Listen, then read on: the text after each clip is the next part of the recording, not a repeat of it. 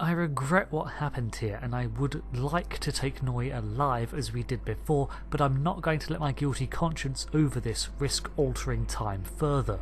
Messing with time is what caused all of this, and I'd be no better if I just went back and undid an action that I disagreed with. No, the best course of action to take now, when it's all said and done, is to destroy this ship and wrap up the temporal war.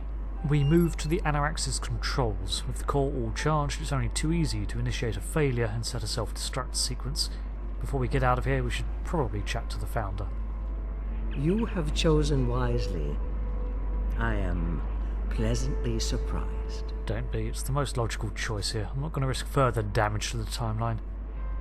I have much to discuss with the leaders of the Alliance. Steps must be taken to protect the timeline from criminals like Noye. For you, the war is over. Return to your ships. I suspect we shall meet again. In due time.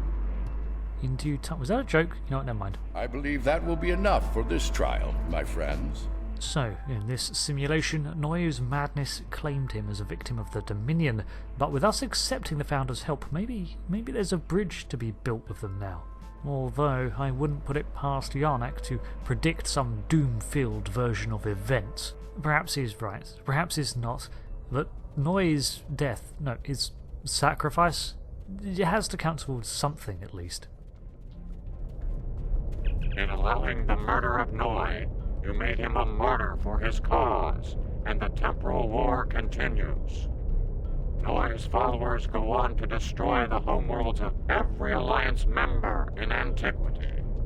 With no opposition, they become the dominant force throughout space and time. Really? The loss of Noye was tragic to be certain. But the risk of losing countless more to temporal manipulation was too great.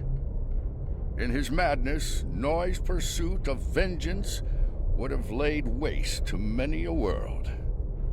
Bringing an end to that insanity was a mercy. And I have another argument. Your participation in the trial has been informative thus far, but we require more data to make our decision. This way. Jarnick is not going to want to hear this, and I think his interpretation of events leaves a lot to be desired, because I think he's not as impartial as he claims.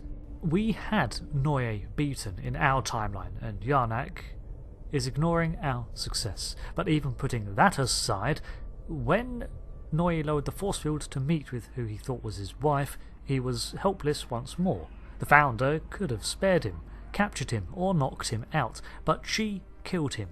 In my opinion, an unwarranted and evil act.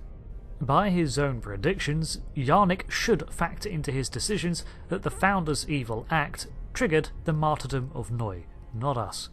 This calamitous future that he predicted is only because one evil act upset everything and brought about a temporal apocalypse. Although it is often said that the only thing needed for evil to triumph is for good to do nothing, and perhaps that is the approach Jarnick's predictions are based on, because of our refusal to mess with time on moral, and I'd argue logical grounds. He could argue further to prove the inherent weakness of goodness. I'm all but certain that whatever method Jarnick is using to predict and measure our choices' repercussions is flawed, because although the Excalbians can recreate established events with uncanny accuracy, the whole point of these trials is to establish a baseline for good and evil actions, because they don't fully grasp or embrace one or the other. So how can they understand the minds of others enough to predict how they would act? But we have one more trial to witness and partake in, but this time the event we are going to be a part of is not one from our past, but another's, Burnham's. Well, let's see how we handle a trial that's not replete with tons of emotional baggage from personal involvement, shall we? Thank you for watching this part of the Star Trek Online story series, and I hope to see you back for the final trial of this tale of morality. Thanks again for watching as we continue to explore the ever-changing narrative of Star Trek Online.